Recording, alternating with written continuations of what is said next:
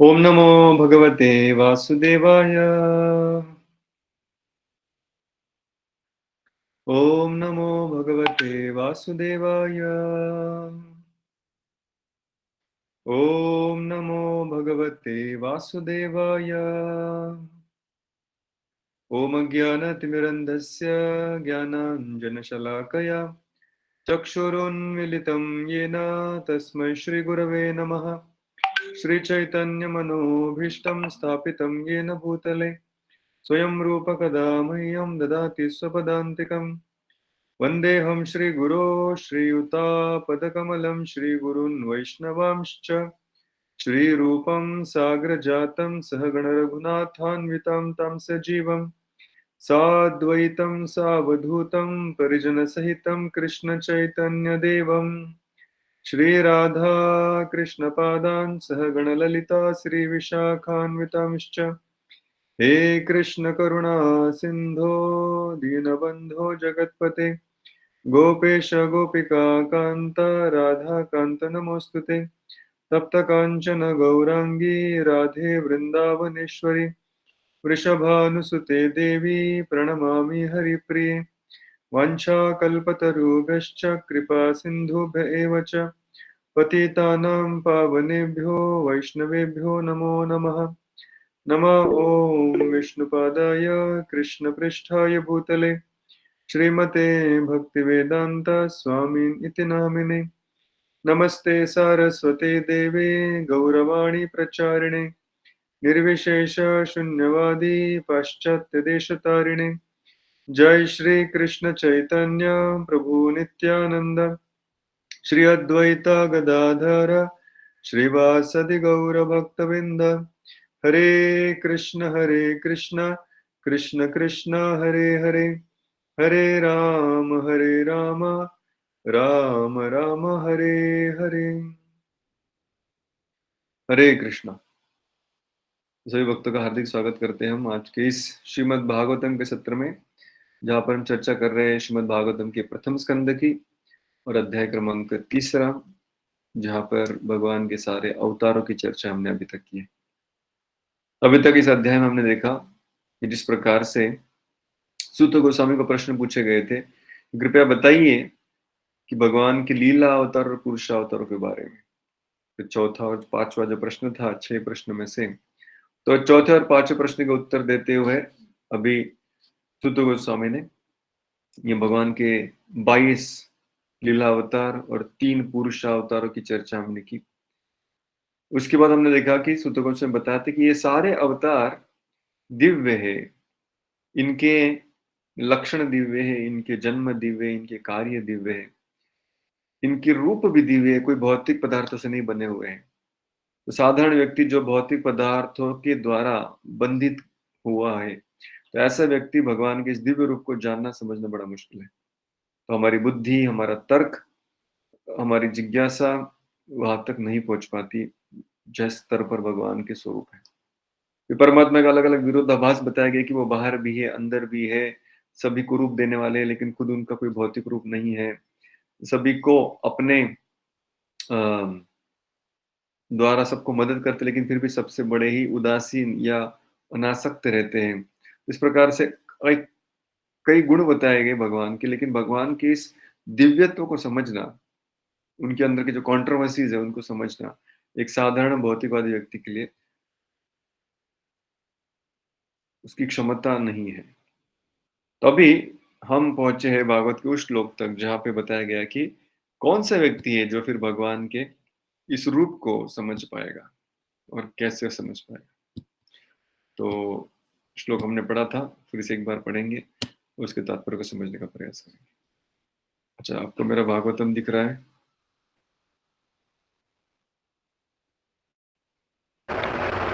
Yes प्रभु जी। Okay, तो मेरे पीछे श्लोक को बोलिए। सवेद धातु पदवीं परस्य दुरंत वीर्यस्य रथांगपाणेः यो मायया संततयानुवृत्त्या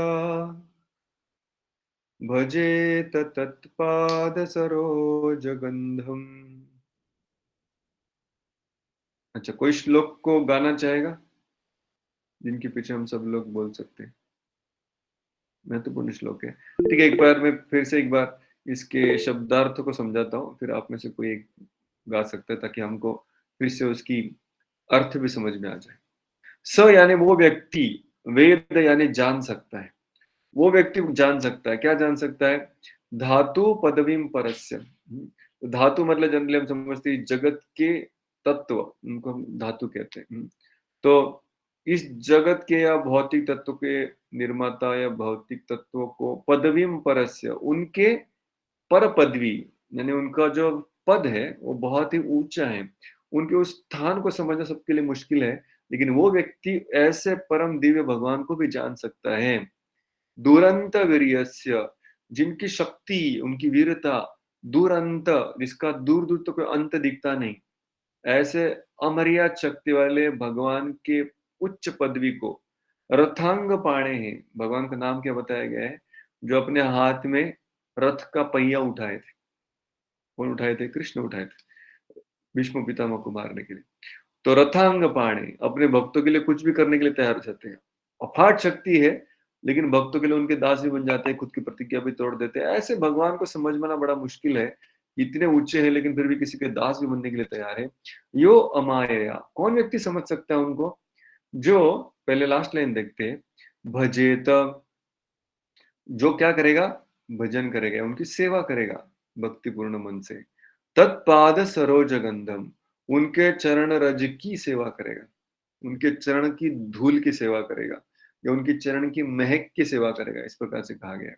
चरणों तक भी जाने की जरूरत नहीं, उनके चरणों की महक की भी जो सेवा करें, लेकिन वो सेवा कैसी होनी चाहिए? उसमें दो गुण हैं। यो अमाया, अमाया मतलब जहां पर कोई भी संशय नहीं है, जब भी कोई भी स्वार्थ हेतु नहीं है। संततया, जो नियमित चलती रहती है। और अनावृत्या मतलब जो भगवान की प्रसन्नता के लिए की जाती है। अनुकूल वृत्ति से, अनुवृत्तिया, अनुवृत्ति यानी अनुकूल वृत्ति से जो की जाती है। तो अमाया मतलब बिना किसी हिचकिचाहट यानी पूरी श्रद्धा के साथ। संततया यानी निरंतर बिना किसी रुकावट के। और अनुवृत्तिया यानी अनुकूल भाव से। ये तीन गुण अगर सेवा में है, तो ऐसे भगवान की चरणों की सेवा या उनके चरण की रज की सेवा करने से व्यक्ति भगवान को जान सकता है। कौन पढ़ना चाहेगा ये श्लोक?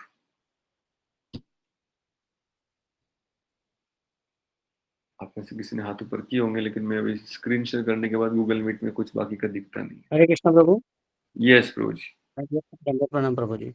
यस, बोलिए प्रभु जी। यस बोलिए। तवेद धातुः पदवीं परस्य दुरंत वीर्यस्य रथांग पाणिः यो यो अमायया संततयानुवृत्त्या भजेत तत्पाद सरोज गंधम। Thank you, Hare Krishna. और कोई बोलना चाहेगा? हरे कृष्ण प्रभु जी, दंडवत प्रणाम। यस माता जी।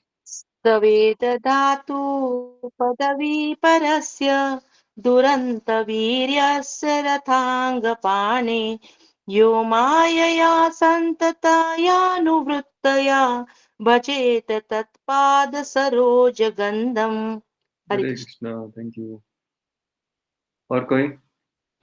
हरे कृष्ण। हरे कृष्ण प्रभु। पदवीं परस्य दुरन्तवीर्यस्य रथाङ्गपाणेः यो अमायया सन्ततयानुवृत्त्या भजेत तत्पादसरोजगन्धं। हरे कृष्ण। Hare Krishna, thank you. विनायक प्रभु।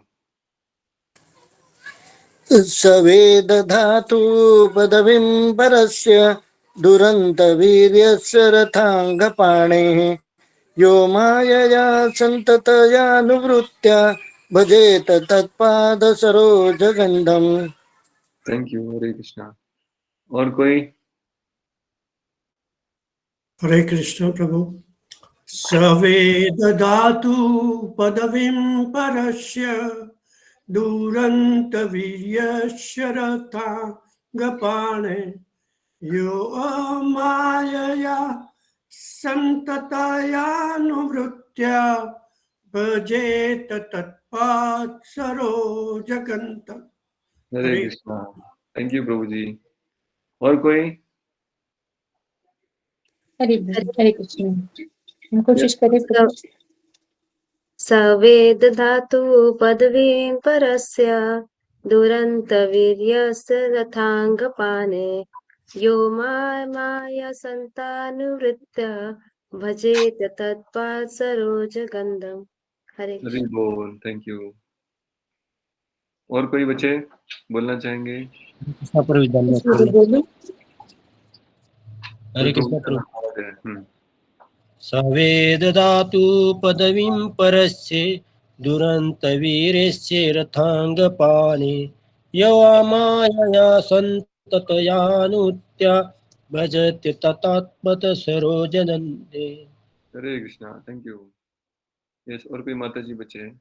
आवाज आया था। यस प्रभु, हम कोशिश करते हैं। आवाज आ रही है? हरे कृष्ण। दंडवत प्रणाम। सवे यस। दधातु पदवीं परस्य दुरन्तवीर्यस्य रथाङ्गपाणे यो मायया सन्ततायानुवृत्त्या भजे तत्पादसरोजगन्धम्। हरे कृष्ण। हरे कृष्णा। और कोई लास्ट?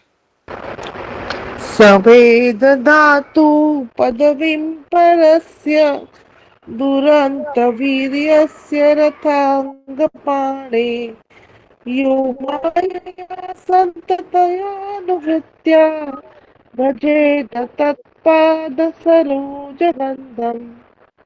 हरे कृष्णा। सभी का बहुत बहुत धन्यवाद।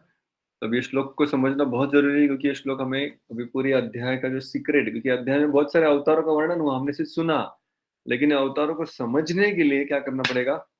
एक शब्द क्या है, क्या करना पड़ेगा? कौन बताएगा? क्या करने से भगवान को समझ सकते हैं हम? भजनम। भजेत। भजेत शब्द का प्रभुपाद ने क्या अर्थ किया है शब्दार्थ में? सेवा करता है। सेवा करने से। इसलिए देखिए सेवा कितना इंपॉर्टेंट है। तो इसलिए ज्ञान लेना या शास्त्र पढ़ना और सेवा करना, ये दोनों भी एक दूसरे को पूरक है। ऐसा कहते हैं कि ज्ञान लेने से, जब भगवान के बारे में सुनते हैं हम, तो हमारा हृदय पिघल जाता है कि भगवान कितने महान है, भगवान कितने सुंदर है, भगवान का नाम कितना मीठा है, हृदय पिघल जाता है। लेकिन अभी पिघल गया ठीक है, लेकिन महत्वपूर्ण क्या है? हृदय जो हमारा है अभी, वो पिघलना पिघलना क्यों चाहिए? क्योंकि हृदय अभी हमारा डिफॉर्म अवस्था में है। डिफॉर्म समझते हैं? उसका आकार बिगड़ा हुआ है। अगर मान लीजिए कोई लोहे का चीज है जिसका आकार बिगड़ गया है, टेढ़ा मेढ़ा हो गया है, तो उसको अगर सीधा करना है, क्या करना पड़ता है? इसको पता है? कोई लोहे का चीज मोटा वाला हीट इट। तो उसको गर्म करना पड़ता है। गर्म करने से क्या होता है? ठीक हो जाएगा वो? नरम हो तो नरम हो गया। नरम होने से ठोकना ठीक हो पड़ता गया। है। नरम होने के बाद क्या करना पड़ेगा? शेपिंग।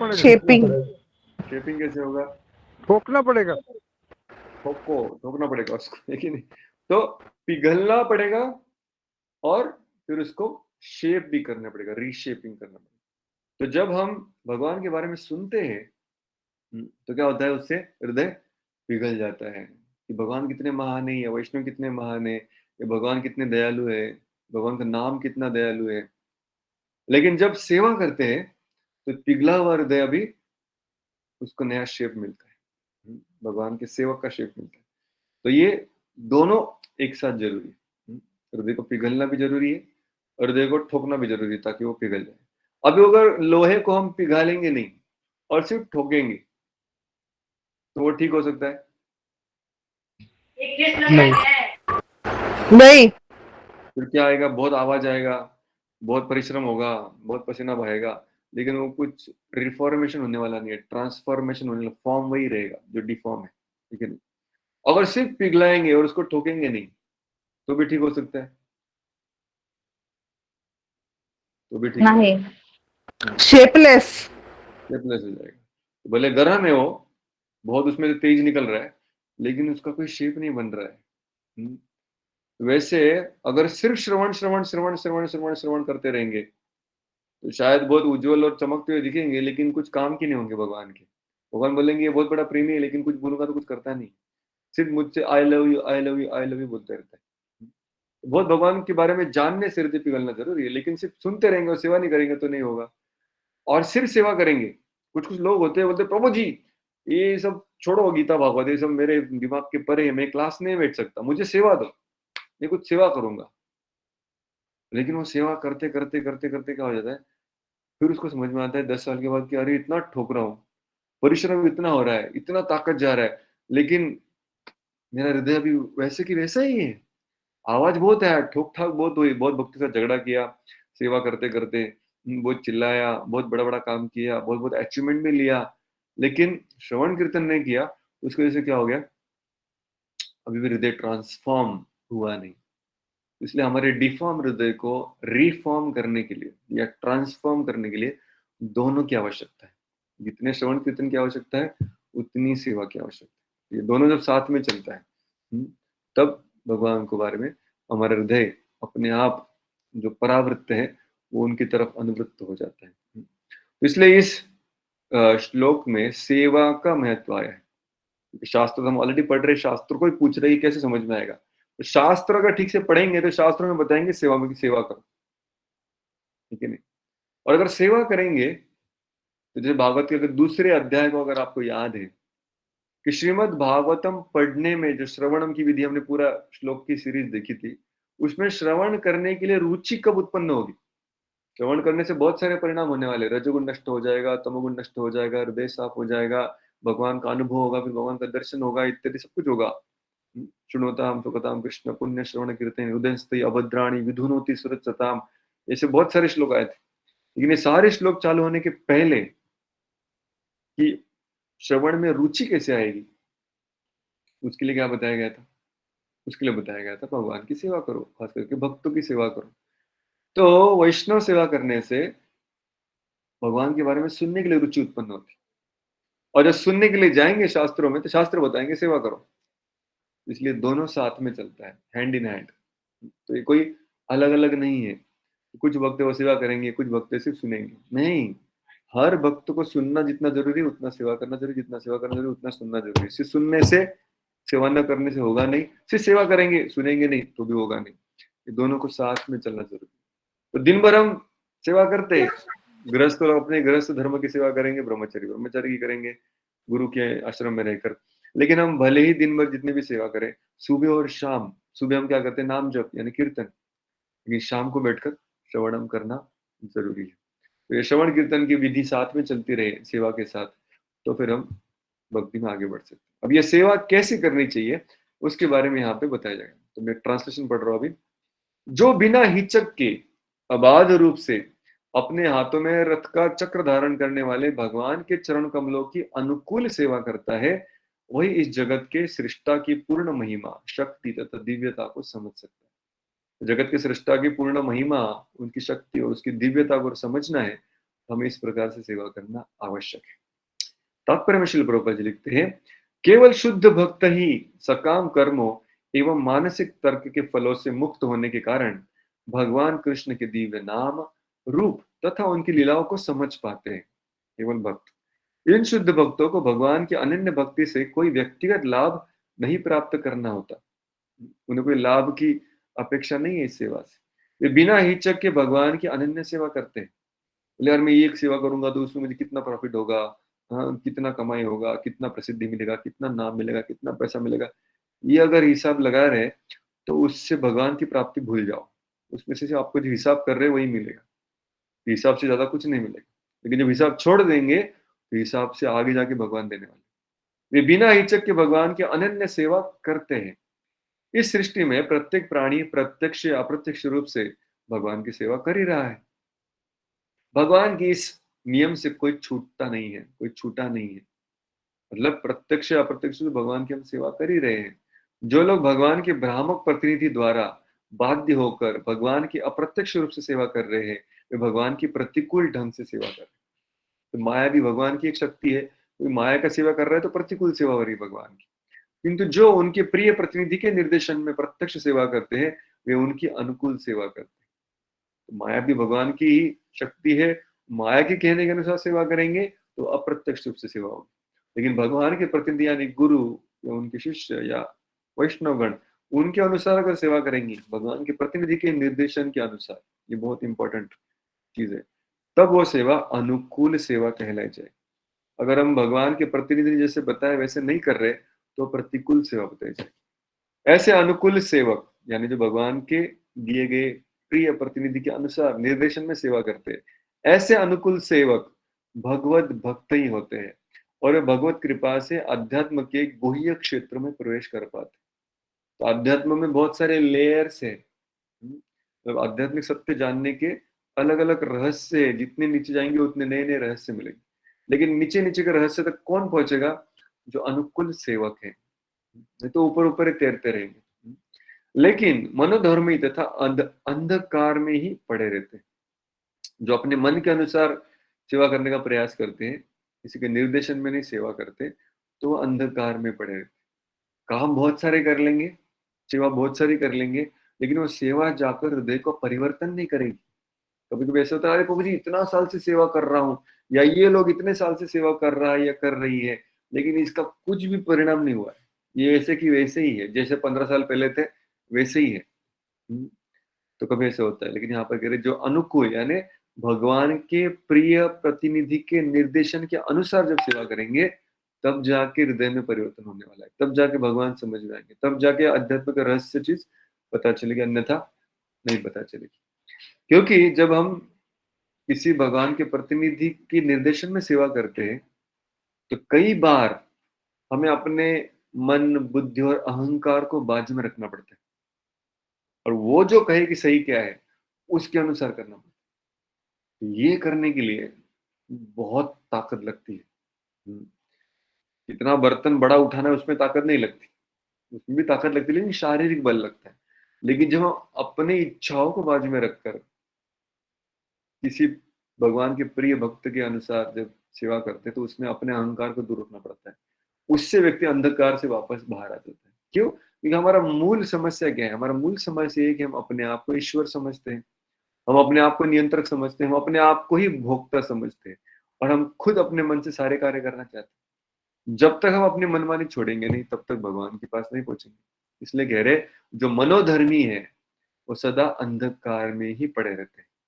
जैसा कि भगवत गीता में कहा गया है, भगवान स्वयं शुद्ध भक्तों को उनकी निरंतर प्रेमा भक्ति के कारण साक्षात्कार के मार्ग की ओर ले जाते हैं।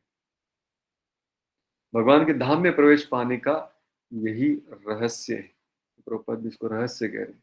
वहां प्रवेश पाने के लिए सकाम कर्म यानी इच्छाओं के साथ किए गए काम तथा तर्क वितर्क यानी ज्ञान की कोई योग्यताएं नहीं है। ये आपको भगवत धाम तक, हमें भगवत धाम तक नहीं लेके जा सकते।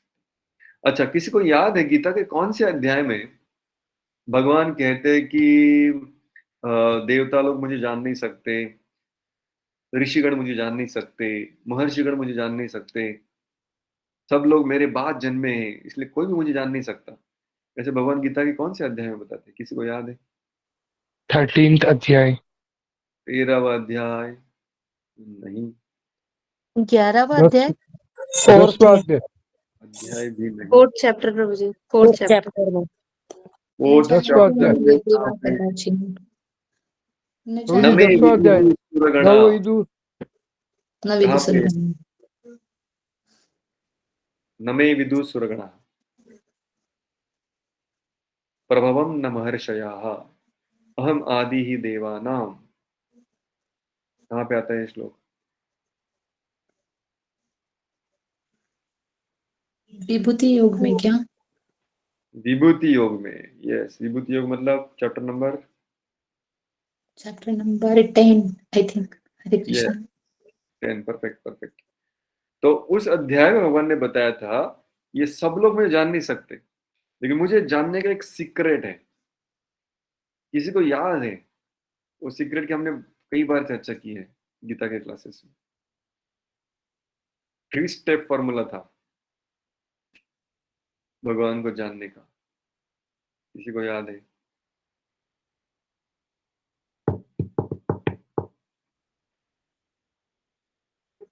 प्रभु जी फर्स्ट स्टेप श्रवण था उसमें।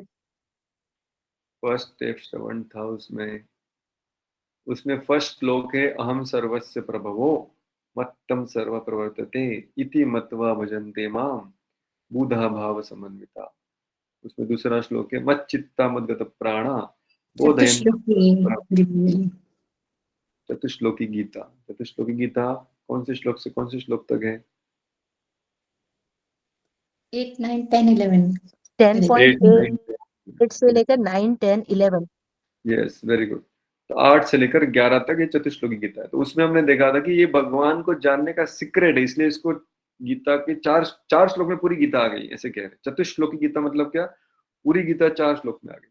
तो 10.8, 9, 10, 11 में भगवान बताते हैं। तो 10वां अध्याय है। 10वें अध्याय के पहले 7 श्लोक में भगवान यही बता रहे, कोई नहीं जान सकता मुझे, लेकिन जब तक मुझे जानोगे नहीं तब तक मुक्ति नहीं मिलेगी।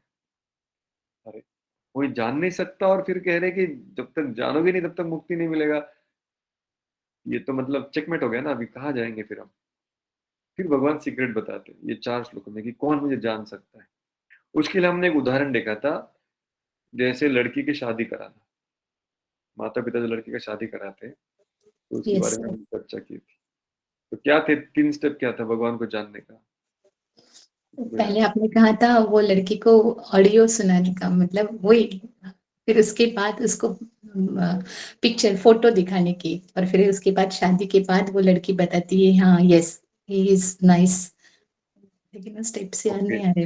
हरे कृष्ण। थोड़ा थोड़ा याद आ गया। Very good. तो जब रिश्ता देखने के लिए जाते हैं तो आदमी पूरा समझ में आता है क्या? नहीं आता। लेकिन आदमी का क्या क्या समझ में आता है? जो लड़की है उनका गुण गुण उनके गुण समझ में आते हैं पहले दिन। कितने शांत मतलब स्वभाव प्रभु का जी है, ऊपर ऊपर से ऊपर ऊपर से। ऊपर ऊपर से। लेकिन कुछ कुछ चीजें बहुत गहराई में समझ में आती। कौन से उनको क्या कहते हैं? उसकी प्रॉपर्टी कितनी है, उसके पास गाड़ियाँ कितनी है, उसका घर कितना बड़ा है, उसके घर में कितने सदस्य है, कौन से कंपनी में कौन से पोस्ट पे काम करता है। तो अंदाजा उसका पगार वगैरह भी अंदाजा लगा लेते हैं हम। तो उससे उस व्यक्ति की क्या समझ में आती है? महानता या मधुरता? महानता। महानता। महानता। फिर सेकंड स्टेप क्या है? फर्स्ट स्टेप था भगवान की महानता को जानना श्रवण करने से। तो किसी ने कहा श्रवण करना फर्स्ट स्टेप था। तो श्रवण करने से यानी भगवान की महानता को समझ। अहम सर्वस्य प्रभवो मत्त सर्वम प्रवर्तते इति मत्वा। मत्वा मतलब क्या? इतना मानने से, इतना जानने से, अपना मति से, बुद्धि से इतना समझने से। तो ये श्रवण से, तर्क से, बुद्धि से इतना समझ सकते कि भगवान महान है, सर्वस्य प्रभवो, सभी चीजों के स्वामी ही, ये समझ सकते हैं। तो फर्स्ट स्टेप है श्रवण के द्वारा भगवान के महानता को समझने का प्रयास कर। अच्छा भगवान महान है समझ गए, सेकंड स्टेप क्या है? चलो रिश्ते में बहुत अमीर लोग हैं, चलो फिर नेक्स्ट क्या करना पड़ेगा? व्यक्ति समझ में आएगा? नहीं समझ में आएगा, फिर क्या करना पड़ेगा? सेवा सेवा डिवोशनल सर्विस। हाँ फिर सेवा करना पड़ेगा, डिवोशनल सर्विस, भक्तिपूर्ण सेवा करना पड़ेगा। सेवा के लिए श्लोक कौन सा था? मत चित्ता मत गत प्राणा मद्गत प्राण बोधयन्त परस्परम बोधयन्तस्य परस्परम कथयन्तश्च मान्यं पश्यन्ति च। पश्यन्ति च रमन्ति च। जब भक्तों के संग में आकर, अकेले बैठ के पढ़ाई करने से नहीं होने वाला, भक्तों के संग में आकर एक दूसरे को सहायता करते हैं भक्ति में। मतलब कभी उसकी सेवा करेंगे, कभी वो आपकी सेवा करेगा, कभी वो आपको कृष्ण की याद दिलाएगा, कभी हम उसको कृष्ण की याद दिलाएंगे। बोधयन्त परस्परम, एक दूसरे को मदद करते करते जब भक्ति करते रहेंगे तो ये क्या है? ये भक्ति में सेवा है, ये मुख्य चीज है। भक्तों के संग में भगवान को याद करना या भगवान की सेवा करना। अच्छा फिर थर्ड स्टेप क्या है? तेषां सततयुक्तानां ईशाम नित्ययुक्तानाम। भगवान की निरंतर प्रेम पूर्वक भक्ति करना। उससे क्या होगा? भजतं प्रीतिपूर्वकं ददामि बुद्धियोगं तं तेन माम् उपयान्ति ते। भगवान इंटेलिजेंस देते हैं। भगवान ही आगे बुद्धि देंगे। ये न माम उपयांति थे, जिससे कि वो मेरे पास पहुंच सके, मेरे पास पहुंच सके, मतलब आके बाजू में खड़ा हो जाए नहीं, मेरे हृदय तक पहुंच सके, मुझे जान पाए पूरी तरह से। तो भगवान को जानना हमारे बुद्धि से पॉसिबल नहीं है। हमारे बुद्धि से उनकी सिर्फ हम महानता का थोड़ा सा अंदाजा लगा सकते हैं, लेकिन ये महानता समझने के बाद जब उनकी सेवा में लग जाते हैं, सेवा करने से फिर भगवान हमारे हृदय को तैयार करेंगे, जिससे कि भगवान का व्यक्तिमत्व, उनके साथ आदान प्रदान, उनकी जो मधुरता है वो समझ में आएगी, ठीक है ना? तो ये इम्पोर्टेंट है। तो पहला स्टेप हमें उठाना है, वो क्या है? भगवान के बारे में समझना श्रवण कीर्तन से। दूसरा स्टेप भक्तों के संग में रहकर सेवा करना है, ये श्रवण कीर्तन करना है। और तीसरा, ये सेवा का परिणाम क्या होगा? भगवान खुद उनके बारे में जो ज्ञान है दिव्य, वो हमें प्रदान करेंगे। ददामी बुद्धि योगम तब। तो इसलिए टॉपिक सेम चल रहा है अभी यहाँ पर। भगवान के अवतारों की चर्चा हुई, जन्म कर्म च में दिव्यम कहा गया है। इस पहले श्लोकों में भी हमने तात्पर्य पढ़ा, प्रभुपाद चौथे अध्याय को कोट भी करते हैं कि कोई भगवान के दिव्य कर्मों को समझ नहीं सकता है, तो कौन समझ सकता है? ये श्लोक में कहा गया। कौन समझ सकता है? जो 10वें अध्याय में बताया गया था कि जो मेरी सेवा करेगा, वही यहाँ पे बताया गया। भजेत तत्पाद सरोज गंधम। तो तत्पाद सरोज गंधम, भजेत तत्पाद होना चाहिए था, भगवान के चरणों की सेवा करने से होना चाहिए था। लेकिन यहाँ पे क्या क्या गया है? भगवान के चरणों की गंध की सेवा। गंध यानी खुशबू। अभी भगवान के चरण भले ही दूर हो, उनकी खुशबू हम तक आ सकती है कि नहीं? जैसे फूल बड़े भले ही दूर हो, कमल, उसकी खुशबू हमारे नाक तक दूर तक आ सकती है। वैसे भगवान को भले हमने प्राप्त नहीं किया हो, भगवान भले हमसे बहुत दूर हो, हम बहुत पतित है, तो भगवान की डायरेक्ट सेवा करना हमसे तो बड़ा मुश्किल है। जैसे हम आज डीटी वर्शिप भी करते हैं, ऑल्टर में जाके भगवान के लिए भोग बनाएंगे, उनका श्रृंगार करेंगे, तो क्या हम भगवान की डायरेक्ट सेवा कर पा रहे हैं? लग रहा है हम कर रहे हैं, लेकिन एक्चुअली नहीं कर रहे। भगवान की डायरेक्ट सेवा कौन कर रहे हैं? जब भोग लगाते हैं, मंत्रों में किसको किसको बुलाते हैं हम? गुरु को बुलाते हैं, परम गुरु को बुलाते हैं, पंचतत्व को बुलाते हैं, श्रीमती राधा रानी को बुलाते हैं, और फिर कृष्ण तब खाते हैं। तो हम डायरेक्ट कृष्ण को खिला रहे हैं क्या? नहीं। हम किसके पास दे रहे हैं हमारा भोग का थाली? गुरु के पास दे रहे हैं, और फिर गुरु वर्ग आगे जाकर भगवान को अर्पण करता है। इसलिए यहाँ पे कहा गया है भजेत, सेवा करनी किसकी? तत्पाद सरोज गंधम। उनके चरण कमल बहुत दूर है, लेकिन सरोज गंधम यानी उनके चरणों की गंध जो लेकर घूम रहे हैं, वह वैष्णवगण। तो उनकी सेवा करेंगे, उनके संग में सेवा करेंगे, उनके मार्गदर्शन में सेवा करेंगे, तब जाके भगवान पूरी तरह से समझ में आएंगे। इसलिए गीता और भागवत ये सिद्धांत तंतोतंत एकदम हूबहू पैरेलल लाइन में चलते हैं। जब इनको हम समझेंगे तो हमारा विश्वास और सुदृढ़ हो जाता है कि भाई रास्ता तो यही है, इससे और कोई रास्ता है नहीं। भले बीच में मुझे अच्छा नहीं लगे, बीच में मेरा मन भटक जाए, मेरा अहंकार बीच में आ जाए, मेरा दिमाग घूम जाए और मैं अलग अलग तर्क निकालने लगूं कि वैष्णव कुछ काम के नहीं है, लेकिन फिर भी वापस शास्त्र पढ़ेंगे तो शास्त्र वापस वही बताएंगे कि भाई रहस्य क्या है? भगवान के भक्तों की सेवा।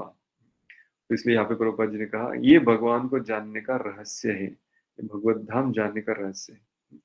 बाकी सकाम कर्मी और ज्ञान योग में ऐसी कोई भक्तों की सेवा वगैरह का कोई अनुदान उसमें नहीं मिलता। ठीक है, तो फिर से हम जाएंगे हमारे भागवत में। ओके, ये था आज का श्लोक। आगे पढ़ेंगे। अथेह धन्या भगवंत इत्थम यद्वासुदेवेऽखिल लोकनाथे कुर्वन्ति सर्वात्मकमात्मभावम् न यत्र भूया परिवर्त उग्रः। कौन पढ़ेंगे भाषांतर? पढ़िए। हरे कृष्णा। इस संसार में केवल ऐसी जिज्ञासाओं द्वारा ही मनुष्य सफल तथा पूर्णतः ज्ञात हो सकता है, क्योंकि ऐसी जिज्ञासाओं से अखिल ब्रह्मांडों के स्वामी भगवान के प्रति दिव्य आह्लादकारी प्रेम उत्पन्न होता है और जन्म मृत्यु की घोर पुनरावृत्ति से 100% प्रतिरक्षा की गारंटी प्राप्त होती है। हरे कृष्ण। यहाँ पे लिख रहे हैं अथ यह धन्या भगवन्तमित्थम यद वासुदेवेऽखिल लोकनाथे कुर्वन्ति सर्वात्मकम आत्मभाव। जब भगवान के चरण कमल में इस प्रकार से भाव उत्पन्न होगा, न यत्र भूय परिवर्त उग्र, वापस उसको परिवर्तनीय चक्कर, उग्र जो परिवर्तन है संसार का, जन्म मृत्यु का चक्कर है, उसमें अटकना नहीं पड़ेगा। जो क्या करेगा, यद वासुदेवे अखिल लोकनाथे, संपूर्ण जगत के जो स्वामी अखिल लोकनाथ, उस वासुदेव के चरण को कुर्वन्ति सर्वात्मकम आत्म भाव, पूरी भाव से भगवान के चरणों में लग जाएंगे, ऐसे लोग धन्य है। यथे धन्या भगवंत। तो यहाँ पे प्रॉपर ट्रांसलेट किए, ऐसे जिज्ञासुओं द्वारा ही, ऐसे जिज्ञासु लोग मतलब कौन, जो पिछले श्लोक में बताए गए, पिछले श्लोक में कौन बताए गए, भजेत तत्पाद सरोज गंधम, जो भगवान के चरण कमल की सेवा में लग गए, ऐसे लोग ही जन्म के चक्कर से बाहर निकलकर भगवान के धाम को प्राप्त कर सकते। तात्पर्य, यहाँ पर सुत गोस्वामी द्वारा शौनक आदि मुनियों की जिज्ञासाओं की प्रशंसा उनकी दिव्य प्रकृति के आधार पर की गई। यहाँ पर सुत गोस्वामी कह रहे हैं कि शौनक आदि मुनि, आप लोग इतना सुंदर प्रश्न पूछ रहे, भगवान के बारे में जिज्ञासा कर रहे, भगवान के बारे में जानने के लिए इतने उत्सुक है, और एक भक्तों को जाकर पूछ रहे, यानी मैं सुत गोस्वामी, तो इसलिए आपकी प्रशंसा करनी चाहिए, आप सही रास्ते पे। जैसा कि पहले कहा जा चुका है, केवल भगवत भक्त ही उनको एक समुचित सीमा में जान पाते हैं, अन्य कोई नहीं जान पाता। अतएव भक्तगण समस्त आध्यात्मिक ज्ञान से पूर्ण रूप से ज्ञात होते हैं। परम सत्य का अंतिम पड़ाव भगवान ही है। निराकार ब्रह्म तथा अंतर्यामी परमात्मा भगवान के ज्ञान में सम्मिलित है। अतः जो भगवान को जान सकता है, वह उनके विषय में, उनकी नाना शक्तियों तथा उनके अंशों के विषय में स्वतः ही सब कुछ जान लेता है। अतएव भक्तों को परम भाग्यशाली सफल कहा गया है। भगवान का 100% भक्त जन्म मरण के चक्र के भयानक भौतिक तापों के प्रति निश्चेष्ट रहता है। उसको इस जन्म मरण के चक्कर में अटकने का कोई जरूरत नहीं है। ठीक है, तो इसलिए भगवान के बारे में जिज्ञासा करना, भगवान के बारे में जानना और भगवान की सेवा करना, ये सारी चीजें भगवान तक हमें पहुंचाएगी। इसलिए कह रहे, इदम भागवतम नामम पुराणम ब्रह्म संहितम उत्तम श्लोक चरितम चकार भगवान ऋषि निश्रेयसाय लोकस्य धन्यम स्वस्तयनम महत्। कोई पढ़ेंगे भाषांतर? हरे कृष्णा। ये श्रीमद् भगवत भगवान की साहित्य अवतार है, जिसे भगवान के अवतार वेद व्यास ने संकलित किया है। यह सभी लोगों के परम कल्याण के निमित्त है और यह सभी तरह से सफल, आनंदमय तथा परिपूर्ण है। यहाँ पर भागवत का गुणगान कर रहे हैं सुत गोस्वामी, कह रहे हैं कि अभी मैं आप लोग को जो बताने जा रहा हूँ भगवान लीलाओं के बारे में, ये सुनना सबसे श्रेयस्कर बात है। इदम भागवतम नाम पुराणम ब्रह्म संहिता। तो ये ब्रह्म संहिता मतलब ब्रह्म यानी भगवान, तो ये ब्रह्म संहिता भगवान का अवतार है। उत्तम श्लोक चरितम, अच्छा ये किसका चरित्र है? उत्तम श्लोक यानी भगवान का ही चरित्र है, जिनको उत्तम श्लोकों में जिनका गुणगान होता है, तो उत्तम श्लोक भगवान का ही नाम है। उत्तम श्लोक चरितम, तो इसमें भगवान का ही चरित्र है।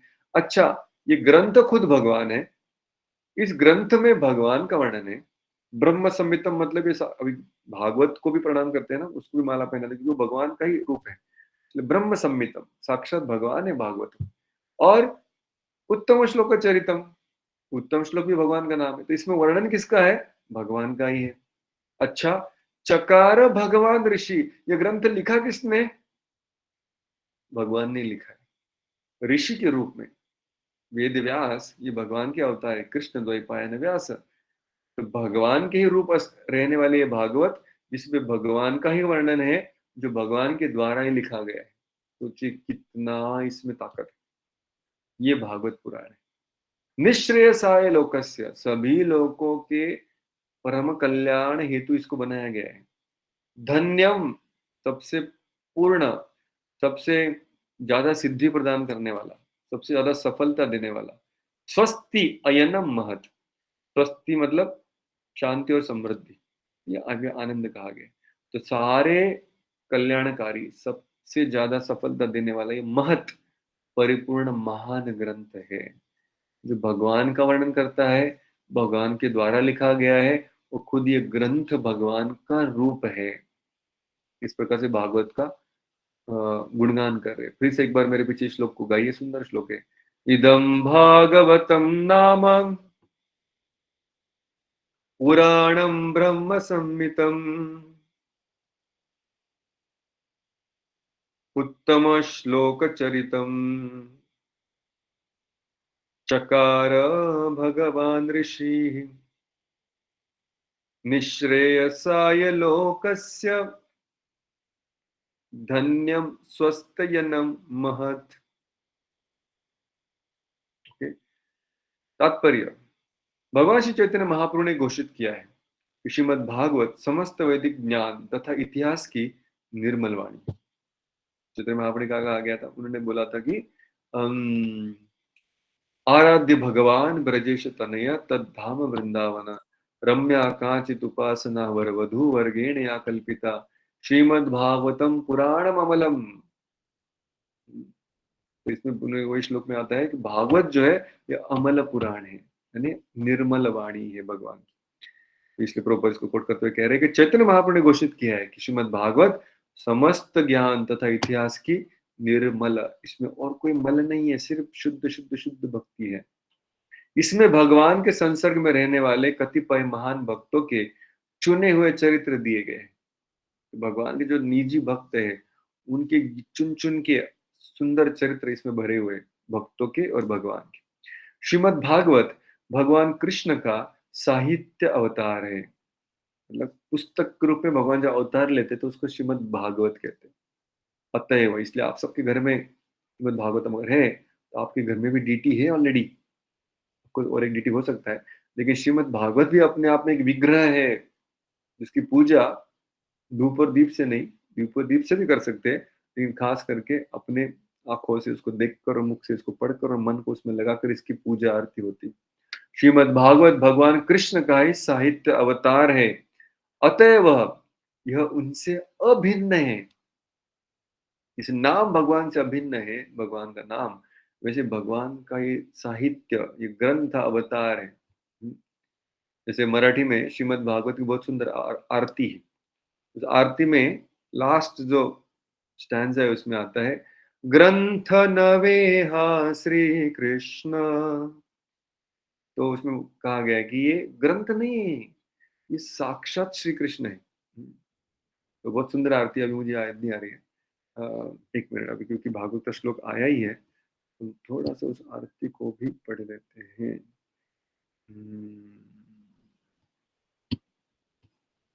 आपको भी अच्छा लगेगा ये आरती।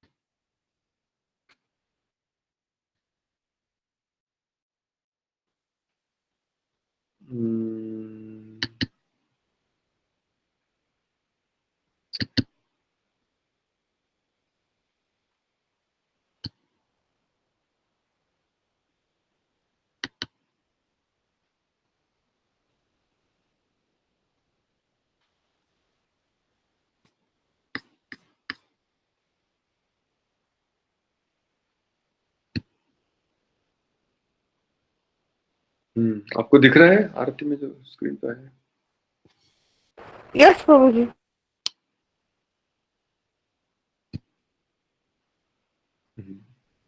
सुंदर आरती है, थोड़ा मैं 5 मिनट लूंगा। थोड़ा एक्चुअली जो इस श्लोक में लिखा है, जो आगे के 1-2 श्लोक में भी आने वाला है, उसका वर्णन यहाँ पे किया है। तो ये आरती लिखा है मेरे ख्याल से नामदेव महाराज ने, जो महाराष्ट्र के बड़े संत हो गए। एकनाथ महाराज ने लिखा है, एकनाथ महाराज ने लिखा है आरती। तो इसमें वर्णन आता है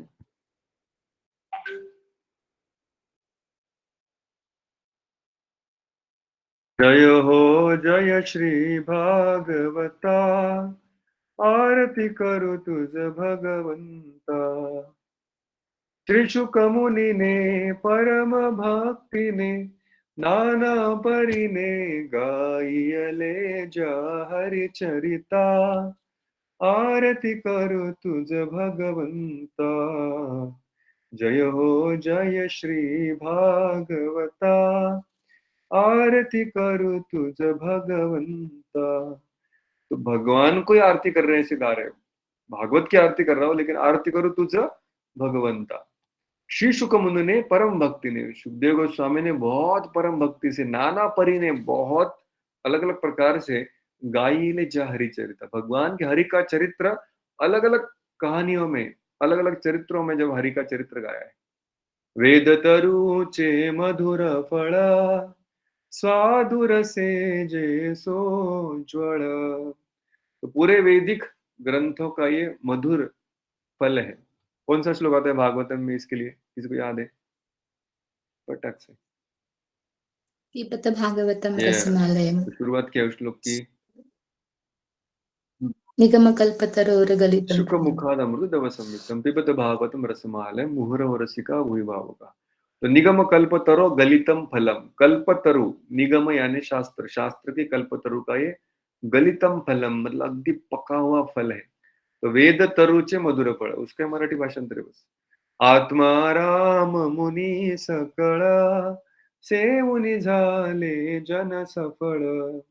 तो जो आत्माराम मुनि है वो भी इसको पसंद करते हैं। तो भागवत में उसका भी श्लोक है, आत्मा रामश्च मुनियो निर्ग्रंथा पिचोरुक्रमे कुर्वन्ति अहेतुकीं भक्ति इत्थम भूत गुण हरि। भगवान के हरि के गुण इतने मधुर है कि जो आत्मा के स्तर पर भी पहुंचे हुए आत्मा साक्षात्कारी लोग वो भी भगवान के चरित्र को सुनना चाहते हैं और अपने जीवन सफल करते हैं। महापर्वणि आली अवनी ही अघहरणी, भव जल तरणी ती पतिता, आरती करू तुझ भगवंता। महापर्वणि आली अवनी, आज हमारे पास ये सबसे बड़ा मौका है कि हम भागवत को पढ़ पा रहे हैं। ही अघहरणी, अघ यानी पाप, अघ को पाप को हरने वाली ये उपलब्धी आहे, ही जी संधी आहे आपल्या पापांचा नाश करणारी आहे। भव जल तरणी, भव सागर से पार कराने वाली ये अपॉर्चुनिटी है पतित जीवों के लिए। कौन सी अपॉर्चुनिटी? भागवत पढ़ने की अपॉर्चुनिटी। फिर आगे कहते हैं, एथे व्यासांची वाणी, सार्थक हरि गुण गाओनी। व्यासांनी, व्यास ने बहुत सारे ग्रंथ लिखे, लेकिन उनकी वाणी सार्थक कब हुई? अंत में जब उन्होंने भागवत का निर्माण किया।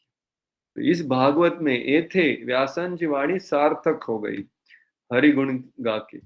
शास्त्र पुराणे मुकुटमणि, सारे शास्त्रों का ये मुकुटमणि है, सबसे इंपॉर्टेंट शास्त्र है ये श्रीमद् भागवत। परम प्रेम अमृत जननी, परम प्रेम अमृत जननी। तो भगवान के प्रति परम प्रेम अमृत का जन्म देने वाला है भागवत। तो भागवत पढ़ेंगे तो भगवान के प्रति प्रेम उत्पन्न होगा। प्रथम स्कंद से 9वें स्कंद तक जब हम भागवत पढ़ेंगे और फिर उसके बाद जब दशम स्कंद का अध्ययन करेंगे तो भगवान कृष्ण की लीलाओं को सुनकर हृदय में अमृत उत्पन्न होने वाला है। सहज सेविता भाविक भक्ता, उदार दाता मोक्ष तत्वता दे दाता, आरती करू तुझ भगवंता। सहज सेविता, इसकी सेवा करना बहुत सिंपल है, बैठे बैठे सुनो बस। भाविक भक्ता, जो भाविक भक्त है उनको सिर्फ बैठ के सुनना है, बड़ा ही सहज इसकी सेवा है।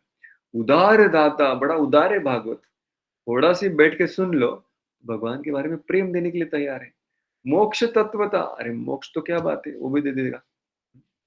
फिर आगे कहते हैं, गमते जणो मानस तीर्था, द्वादश सोपाने युक्त, निर्मल भक्ति जले भरिता, विहरे हरि हम सच चित्त। तो कह रहे हैं कि भागवत में ये वर्णन आया है कि भागवत ग्रंथ ये उन परमहंस भक्तों के लिए तीर्थ स्थान है। ये हंस जो होता है वो कूड़े करकट में तो जाता नहीं, कौवे की तरह, वो कहा जाता है वो निर्मल जहाँ पे जल का जलाशय है, ऐसे सरोवर में हंस रिक्रिएशन के लिए जाते हैं या पिकनिक के लिए जाते हैं। तो वैसे भागवत कौन से लोगों के लिए, किनके, कौन से लोगों के लिए तीर्थ स्थान है? मानस तीर्थ मतलब dream destination, dream picnic spot. किसके लिए ये? निर्मल भक्ति जले भरित विहरे हरि हंस चित्त, जिनका चित्त साफ है, ऐसे परमहंस भक्तों के लिए ये निर्मल भक्ति के जल का भरा हुआ सागर है। और इसमें कितने द्वादश सोपाने युक्त, इसमें कितने स्कंद है? द्वादश, इतने इसमें विभाग है, 12 विभाग है। तो 12 स्कंदों का बना हुआ है जलाशय, बहुत मधुर जल से भरा हुआ है, और जहाँ पे निर्मल हंस जैसे चित्त वाले परमहंस लोग ही विहार करते हैं। श्लोक सुकमणे, सिर्फ सरोवर नहीं है, इस सरोवर में बहुत सुंदर सुंदर पुष्प भी उगे हैं कमल के। वो क्या है? सुंदर सुंदर श्लोक, जैसे हमने ये श्लोक गाया अभी। संत द्विज कुले, तो जो संत है, जो ब्राह्मण कुल से आए हैं, या जिनका हृदय, जिनको गुरु प्राप्त है। द्विज मतलब जिनका दूसरा संस्कार हो चुका है।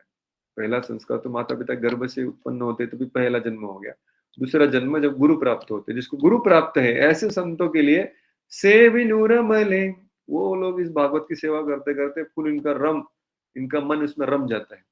भान हर पले रस पीता, आरती करो तुझ भगवंता। ऐसे जो निर्मल चित्त वाले, गुरु प्राप्त, गुरु से सुनने वाले, ऐसे जो जलाशय के पास आते थे, इसका जल पी के भान हर पले, इनको और कुछ नहीं चाहिए, बस रस पीते रहते भागवत। अपार महिमा ग्रंथाचा, वदवे ना कोणासाचा। अपार महिमा ग्रंथ, मैं अपनी वाणी से कितना बताऊं, एकनाथ महाराज लिख रहे हैं। अरे अपार महिमा है इस ग्रंथ का। प्राणची कीर्तनकारांचा, और जो भगवान का कीर्ति का गान करना चाहते हैं, जो कीर्तनकार है, मतलब जो भगवान की कीर्ति को बढ़ाना चाहते हैं, ऐसे लोगों का तो हृदय है, प्राण है।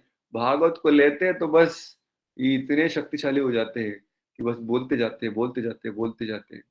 मेवा कविवर संतांचा, जो कवि संत है, कवि यानी जेवढे पोएट, जो बुद्धि वाले, कवि मन वाले, ऐसे लोगों को भी भागवत बहुत सुंदर कविता है, जो गाते रह जाए, गाते रह जाए।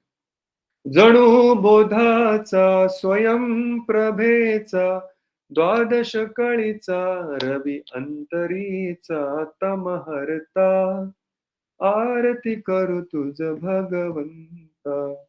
जणू बोधाचा, ये क्या है? इस भागवत को भी अलग अलग उपमा दे रहे हैं। बोध यानी बहुत सुंदर सुंदर उपदेश इसमें भरे पड़े, लेसन्स। स्वयं प्रभेचा, ये अपने आप में स्वयं प्रकाशित है। द्वादश कळीचा, पुनः एक बार इसमें 12 हिस्से है, भाग है। रवि अंतरीचा तमहर्ता, भागवत यहाँ पर क्या वर्णन किया गया? रवि यानी सूरज। 2-4 श्लोक के बाद ही ये उपमा आने वाली है इसी अध्याय में, भागवत के पहले स्कंद के 3रे अध्याय में। रवि अंतरीचा तमहर्ता, हमारे अंतःकरण में जो तम यानी अंधकार है, उसको हरने वाला ये रवि है, यानी सूरज है। भागवत अगर खोलेंगे तो कुछ अंधकार, अज्ञान बचेगा ही नहीं, सब कुछ नाश हो जाएगा। और फिर आखिरी में जिसके वर्णन कर रहे थे, ग्रंथ नवे हा श्री कृष्ण, गीते वेदी मन पूर्ण। जैसे कृष्ण है, अपनी बांसुरी बजा के लोगों को आकर्षित करते, वैसे ये ग्रंथ साक्षात कृष्ण है, और इसकी गीत, इसके श्लोक अपने मन को पूरी तरह से मोहित कर देते हैं। अनन्य होता या शरण, अगर कोई इस भागवत ग्रंथ को भी शरण जाता है, खचित टळे जन्म मरण, सच में निश्चित ही उसका जन्म मरण से मुक्ति प्राप्त हो जाएगा। त्रिताप जाति, उसके 3 ताप नष्ट हो जाएंगे। भागवत के दूसरे श्लोक में कहा गया था, क्या कहा था? धर्म प्रोज्जित कैतवोत्र परमो निर्मत्सरणं सताम, आगे क्या था? वास्तव शुद्धं तापत्रयोन्मूलनम, तापत्रय उन्मूलनम, त्रिताप जाति, वही कह रहे भागवत, सेम थिंग। चिरये शांति, पूरी तरह से शांत हो जाएगा, चिर शांति उसको प्राप्त होगी। नाथ ही वदति, एकनाथ महाराज खुद कह रहे, कृष्ण पदीठे वो माथा, तो इस भागवत के द्वारा मैं उस कृष्ण के चरण में अपना सर रख रहा हूं। तो भगवान के चरणों में अपना सर रखते ही खोपड़ी और भागवत के श्लोकों में और उसके तात्पर्य में अपने खोपड़ी को लगाते हैं, तो दोनों एक ही है।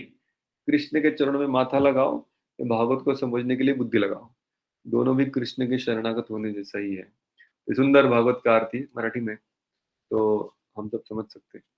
तो सेम चीज यहाँ पर प्रभुपाद जी लिख रहे हैं, इसलिए फिलोसॉफी कुछ बदलता नहीं है। भले संत बदले, भाषा बदले, लेकिन गीता और भागवत का संदेश बदलने वाला नहीं है।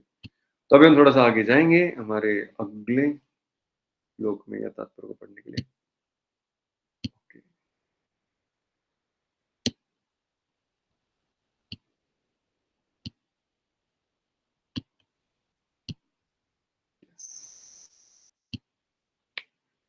ओके, कहाँ पर थे हम? श्रीमद् भागवत भगवान कृष्ण का ही साहित्य अवतार। यहाँ से हम थोड़ा आगे चले गए।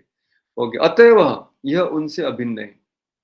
हमें श्रीमद् भागवत की पूजा उसी सम्मान से करनी चाहिए जिस तरह हम भगवान की करते हैं। हम इसके सचेष्ट एवं धीर अध्ययन के द्वारा, सचेष्ट मतलब क्या? चेष्टा मतलब प्रयास, प्रयासपूर्ण, मतलब थोड़ा मेहनत करना पड़ेगा भागवत को अध्ययन करने के लिए, एवं धीर, धीरे यानी थोड़ा गंभीर भी होना पड़ेगा।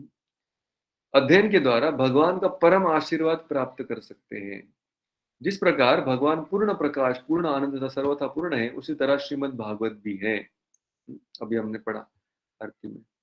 हमें श्रीमद् भागवत का पाठ करने से परम ब्रह्म श्री कृष्ण का सारा दिव्य प्रकाश प्राप्त हो सकता है, बशर्ते कि हम इसे पारदर्शी गुरु के माध्यम से ग्रहण करें। पुरी में यानी जगन्नाथपुरी में भगवान चैतन्य के दर्शनार्थ जितने लोग आते थे, उनसे महाप्रभु के निजी सचिव श्री स्वरूप दामोदर गोस्वामी यही कहा करते थे कि किसी भक्त भागवत से ही भागवत का अध्ययन करना चाहिए। भागवत पढ़िया भागवत स्थान है। जिसने भागवत को अपने जीवन में उतारा है, ऐसे भागवत व्यक्ति से ही हमें ग्रंथ भागवत को समझना चाहिए। तो प्रभुपाद जी इसलिए समझ रहे, भक्त भागवत स्वरूप सिद्ध प्रामाणिक गुरु है और वांछित फल प्राप्त करने के लिए उन्हीं से भागवत की शिक्षा ग्रहण करनी चाहिए। भागवत के अध्ययन से वे सारे लाभ प्राप्त हो सकते हैं जो भगवान की साक्षात उपस्थिति से होते हैं। यह भगवान कृष्ण की उन समस्त आशीर्वादों को प्रदान करने वाला है जो भगवान के साक्षात संपर्क से मिल सकते हैं। ग्रंथ नवेहा श्री कृष्ण, ये साक्षात कृष्ण है। सुत गोस्वामी कह रहे हैं कि आप लोग भगवान के बारे में जानना चाहते हो तो देखो, आपके जितने प्रश्न है सब प्रश्न के उत्तर व्यास देव ने जो लिख के रखा है ना, उसमें सारे प्रश्न के उत्तर हैं। हालांकि मैं अभी तक आपके प्रश्न के उत्तर दे रहा हूं, लेकिन आपने जो आखिरी प्रश्न पूछा है, आखिरी प्रश्न क्या था 6 प्रश्नों में से? किसी को पता है, याद है? क्योंकि धीरे धीरे अभी वो उस प्रश्न के उत्तर देने के लिए सुत गोस्वामी आगे बढ़ रहे हैं, क्योंकि उन्होंने अभी चौथे और उत्तर अभी 6ठा प्रश्न है। यस, भगवान धाम कलयुग जाने में के बाद भगवान कौन से रूप में रहते हैं कलयुग में? यस। और कोई ऐड करना चाहेगा? एग्जैक्टली भगवान अंतर्धान होने की बात धर्म ने कहा शरण ली है। कृष्ण स्वधाम उपगते, भगवान अपने धाम में जाने के बाद फिर धर्म का शरणम गता, धर्म ने कहा शरण ली है। अभी कृष्ण के चरणों में धर्म था, अभी धर्म कहाँ मिलेगा? ये महत्वपूर्ण, अभी उसके उत्तर में जाने वाले हैं। तो अभी आज के तारीख में अगर हमें शरण जाना है भगवान को, तो कैसे शरण जाए, कौन से रूप में जाए? तो सुत गोस्वामी अभी उसके बारे में बता रहे कि देखो, महत्वपूर्ण टॉपिक है कि भागवत अलग लिखा गया है। तदिदम ग्राहयामास सुतम आत्मवताम्बरम सर्ववेद इतिहासानां सारम सारम समुद्धृतम। पढ़िए भाषांतर। हरे कृष्णा। श्रील व्यासदेव ने समस्त वैदिक शास्त्रों तथा ब्रह्मांड ब्रह्मांड के इतिहासों का सार निकालकर इसे अपने पुत्र को प्रदान किया, जो स्वरूप सिद्धों में अत्यंत सम्मानीय है।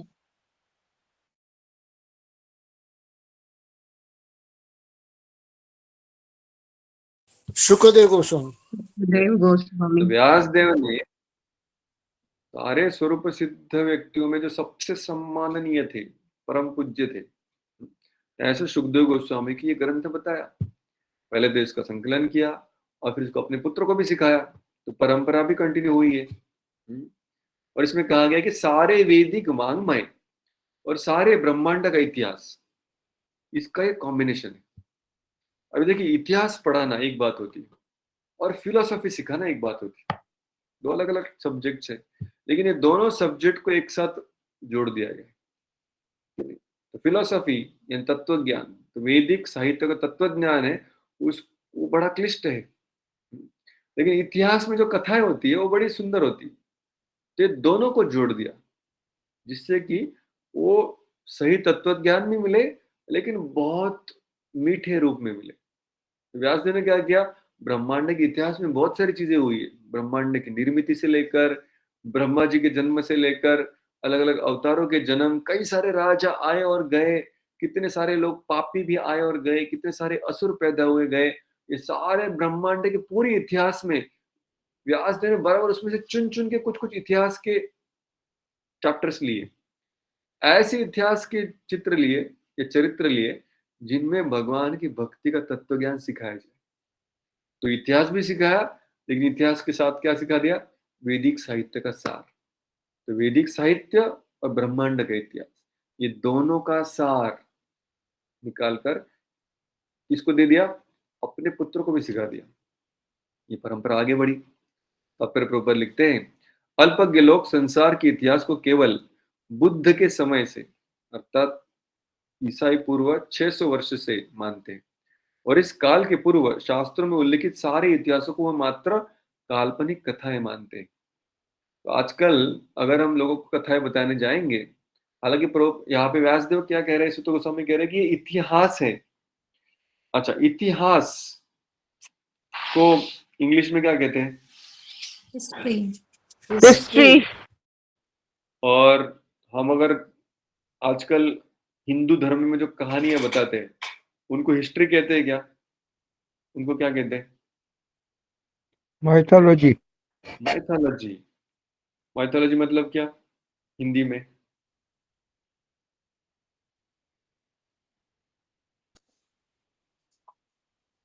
काल्पनिक दंत कथा या काल्पनिक कथा या फिक्शन स्टोरीज, तो फिक्शन कहते हैं माइथोलॉजी मतलब। तो अभी ये फर्क है।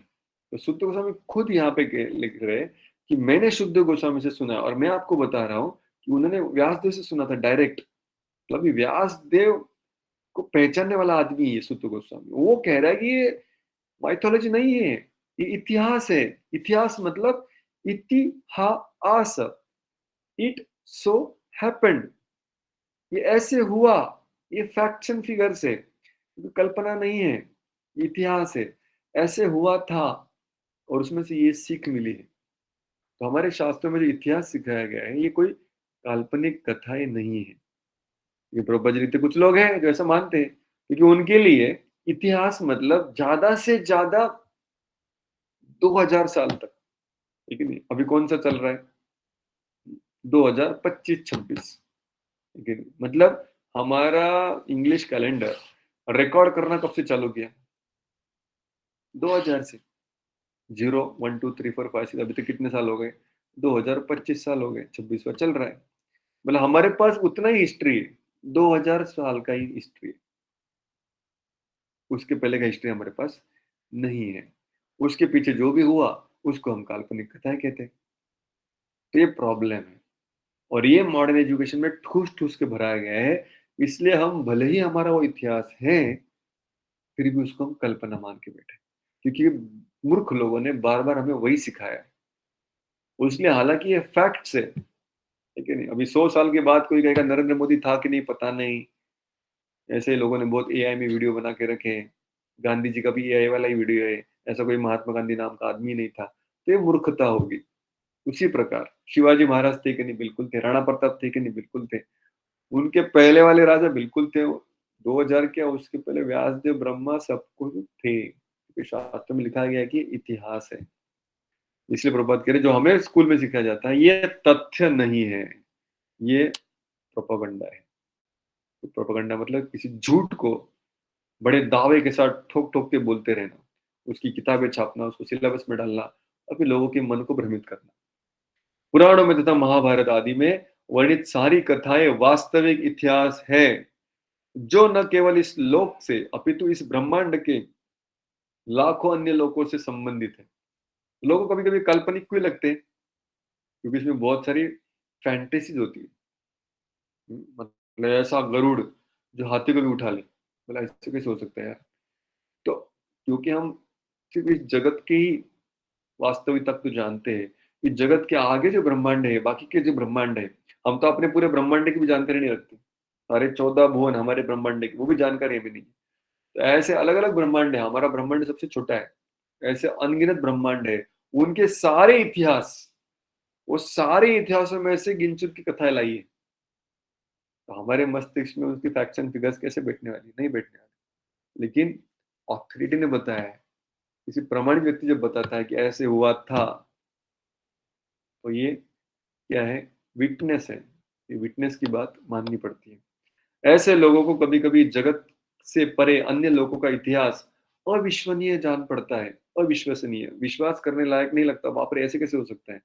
लेकिन शायद वे यह नहीं जानते कि विभिन्न ग्रह सभी प्रकार से एक समान नहीं है, अतएव अन्य ग्रहों के कुछ ऐतिहासिक तथ्य इस ग्रह के तथ्यों से मेल नहीं खाते। हमारे ग्रंथ में कुछ बातें हो सकती है हमारे इस गोलोक में, हमारे भूलोक में, इस गोले पर, लेकिन हमारा गोला छोड़ के बाकी बहुत सारे गोले हैं, हमारा भूगोल छोड़कर वहां पर अलग अलग प्रकार की फैंटेसीज है, वो हम स्वीकार नहीं करते। विभिन्न लोगों की भिन्न भिन्न स्थिति तथा काल एवं परिस्थितियों पर विचार करने पर पुराणों की कहानियों में न तो कोई विचित्रता दिखेगी, न ही वे काल्पनिक लगेगी। हमें यह कहावत सदैव स्मरण में रखनी चाहिए कि एक व्यक्ति का भोजन किसी दूसरे का काल कवल बन सकता है। मतलब food for somebody can become poison for others. मतलब एक के लिए जो सत्य है वो दूसरे के लिए शायद एक फैंटेसी होगा, ठीक है नहीं? जैसे छोटे से कुएं का जो मेंढक होता है, उसको समुद्र के बारे में कितना भी बताओ उसको फैंटेसी लगेगा, क्योंकि उसकी बुद्धि उस कुएं तक ही सीमित है। अतएव हमें चाहिए कि पुराणों की कहानियों तथा इतिहासों को काल्पनिक कहकर उसका तिरस्कार न करें। ये तिरस्कार है उन कहानियों को, ये फैक्ट्स है। व्यास जैसे महर्षियों को अपने साहित्य में काल्पनिक कथाएं रखने से क्या मिलने वाला था? तो पति प्रश्न उठाते हैं। इतना गंभीर कवि जो गंभीर बातें सिखाने के लिए, सबका कल्याण करने के लिए ग्रंथ लिख रहा है, भले वो ऐसे कहानियां को बनाएगा, उसको तो लोगों को सत्य तक लेके जाना है, परम सत्य तक लेके जाना है, वो सत्य चीजों को लिखेगा ना, उसके जीवन का लक्ष्य वही था। श्रीमद् भागवत में विभिन्न लोगों के इतिहासों से चुने हुए ऐतिहासिक तथ्यों का चित्रण किया गया है, इसलिए समस्त अध्यात्मवादी इसे महापुराण के रूप में स्वीकार करते हैं, क्योंकि इसमें बहुत सारी चीजें कवर की गई है। इन इतिहासों की विशिष्टता यह है कि ये सब विभिन्न कालों तथा परिवेशों में भगवान की लीलाओं से संबंध है। श्री सुखदेव गोस्वामी स्वरूप सिद्ध व्यक्तियों में सर्वोपरि है। आत्म साक्षात्कारी लोगों में सुखदेव गोस्वामी सबसे बड़े थे, आत्माराम लोगों में, और उन्होंने अपने पिता व्यासदेव से इस विषय को ग्रहण किया। श्री व्यासदेव परम विद्वान है। उन्होंने श्रीमद् भागवत की विषय वस्तु को अत्यंत महत्वपूर्ण समझकर सर्वप्रथम अपने महान पुत्र श्री सुखदेव गोस्वामी को प्रदान किया। इसकी तुलना दूध की मलाई से की गई है। वैदिक वांग्मय मानव ज्ञान का क्षीरसागर है। जिस प्रकार नवनीत दुग्ध का सर्वाधिक स्वादिष्ट तत्व होता है, उसी तरह यह श्रीमद् भागवत भी है, क्योंकि इसमें भगवान तथा उनके भक्तों के कार्यकलापों के अत्यंत सुस्वादु उपदेशात्मक तथा प्रामाणिक विवरण यानी डिस्क्रिप्शन मिलते हैं।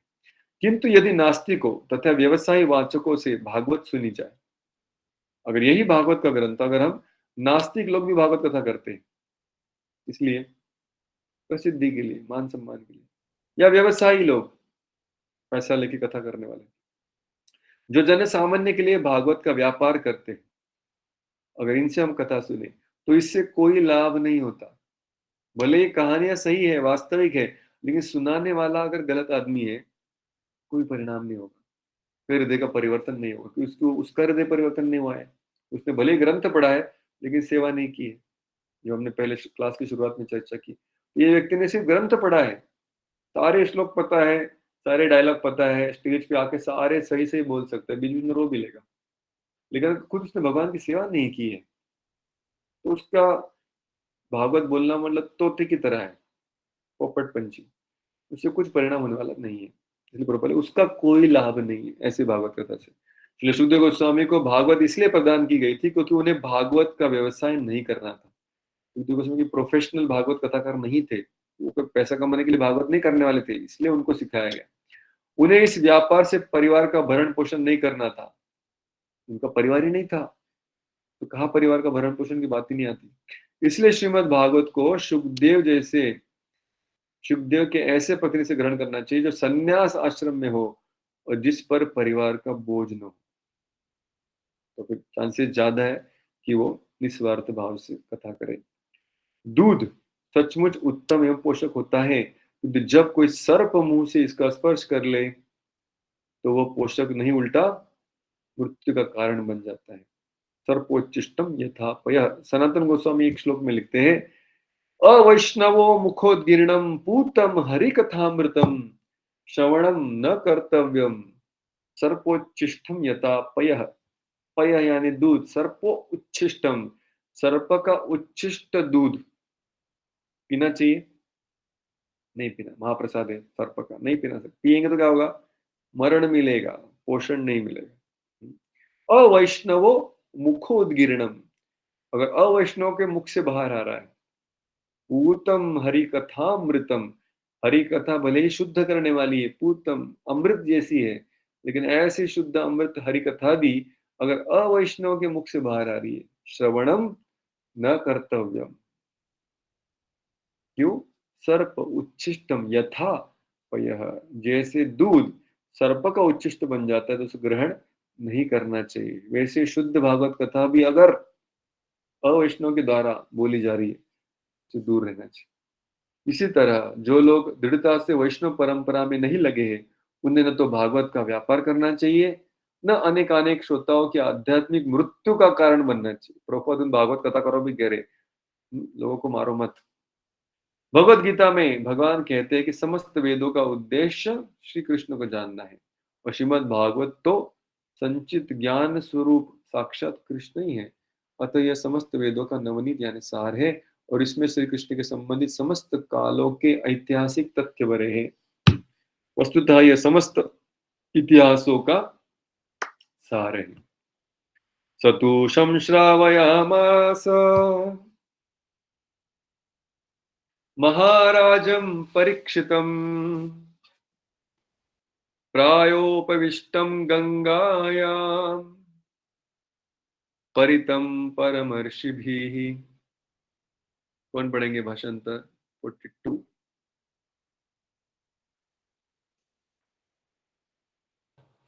हरे कृष्णा। व्यासदेव के पुत्र सुखदेव गोस्वामी ने अपनी पारी में महाराज परीक्षित को भागवत सुनाई, जो तब निर्जल तथा निराहार रहकर मृत्यु की प्रतीक्षा करते हुए गंगा नदी के तट पर ऋषियों से घिरे बैठे हुए थे। हरे कृष्ण। ये गुरु शिष्य परंपरा बताई जा रही है कि व्यासदेव ने सुखदेव गोस्वामी को बताया। सुखदेव गोस्वामी ने किसको बताया? यहाँ पर बताया गया मृत्यु की प्रतीक्षा करने वाले परीक्षित महाराज को बताया। आगे मेरे पीछे पढ़िए। कृष्णे स्वधामोपगते धर्म ज्ञानादिभिः सह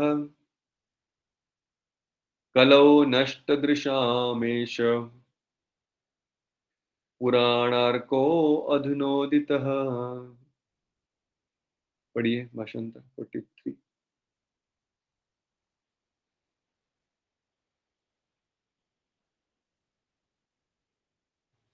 हरे कृष्णा। यह भागवत पुराण सूर्य के समान तेजस्वी है और धर्म ज्ञान आदि के साथ कृष्ण द्वारा अपने धाम चले जाने के बाद ही इसका उदय हुआ। जिन लोगों ने कलयुग में अज्ञान के गहन अंधकार के कारण अपनी दृष्टि खो दी है, उन्हें इस पुराण से प्रकाश प्राप्त होगा। हरे कृष्ण। तो कलयुग में जो अभी इतना अंधकार फैल चुका है और हमने दृष्टि खो दी, हमने अंधे हो गए क्योंकि सब अंधकार को समझ में, सब अज्ञानी है। ऐसे समय पर एक सूरज उगा है। अर्क, अर्क शब्द का अर्थ क्या है? कोई पढ़ेगा? अर्क का मतलब सूर्य के समान प्रकाश। सूरज के समान प्रकाशित। तो अभी ये अर्क अधुना उदित, अधुना मतलब अभी अभी उदित हुआ है। कौन सा अर्क उदित हुआ है? पुराण अर्क। ये सूरज रूपी पुराण प्रकट हुआ है। क्या नाम है इसका? श्रीमद् भागवत। कब आया ये? कृष्ण स्वधाम उपगते, जब कृष्ण अपने स्वधाम में चले गए। धर्म ज्ञान आदि भी सह, किसको किसको साथ लेके गए? उनके साथ धर्म भी चला गया, ज्ञान भी चला गया, आदि मतलब तपस्या इत्यादि सब कुछ चला गया। तो जब धर्म चला गया कृष्ण के साथ, तो अभी इस जगत में प्रकाश कौन देगा? कलौ, इस कलयुग में नष्ट दृशाम, यहाँ पे दृष्टि नष्ट हो चुकी है, सब अंधे हैं, इसको समझता नहीं सही रास्ता क्या है, आप क्या करना चाहिए, किससे भला होगा। अभी यहाँ पे क्या हुआ है? पुराण अर्क, पुराण रूपी सूरज उगा है। अधुनोदित, अभी अभी उगा है। अभी अभी मतलब कितने साल पहले? 5000 साल पहले। 5000 साल। अभी अभी क्यों कह रहे हैं? तो काल का बहुत बड़ा समय देखते हुए 5000 साल कुछ भी नहीं। अभी कृष्ण, अभी श्रीमद् भागवतम फ्रेश गर्मा गर्म उत्पन्न हुआ है। तात्पर्य, भगवान श्री कृष्ण का अपना शाश्वत धाम है, जहां वे अपने पार्षद तथा साज सामग्री के साथ नित्य भोग करते रहते हैं। उनका नित्य धाम उनकी अंतरंगा शक्ति की अभिव्यक्ति है, जबकि भौतिक संसार उनकी बहिरंगा शक्ति की अभिव्यक्ति है। जब वे भौतिक जगत में आते हैं तो वे अपनी अंतरंगा शक्ति से संपूर्ण साज सामग्री का प्रदर्शन करते हैं, जिसे आत्ममाया कहते हैं। भगवद गीता में भगवान कहते हैं कि अपनी शक्ति आत्ममाया द्वारा ही नीचे उतरते हैं। इसको याद है श्लोक? भगवद गीता में कहा गया है कि भगवान अपनी खुद की शक्ति के साथ यहाँ पर आते हैं। यदा यदा हि धर्मस्य यदा यदा हि धर्मस्य, ओके वेरी गुड, उसके आगे पीछे ही है।